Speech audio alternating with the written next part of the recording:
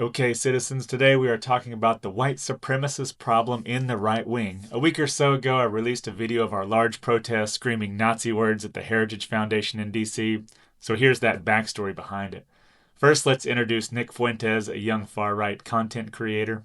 So they're always coming up with, no, it's not the Jews. No, it's not women. No, it's not blacks. It's actually really complicated. No, it fucking isn't at all. Jews are, women need to, blacks need to, and we would live in paradise. It's that simple.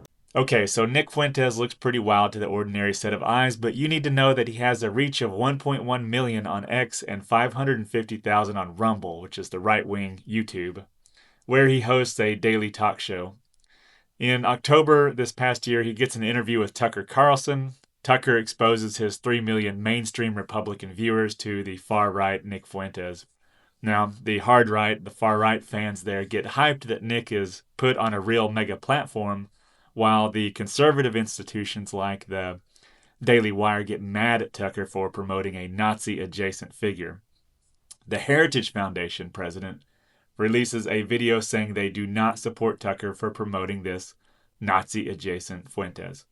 Well, it gets juicy from here because inside the Heritage Foundation, we have a huge split between people that support Fuentes and people that are furious with the anti Semitism because, important note here, the Heritage Foundation has a ton of Jewish backing and influence within it. So the most powerful and influential conservative think tank in DC is tearing itself apart over whether it's okay to platform Nazi-like content. And regardless of the drama, it wasn't outright rejected. In fact, it currently sits as let's let Nick in and maybe we can convince some of his followers to not be Nazis and it will be good for us.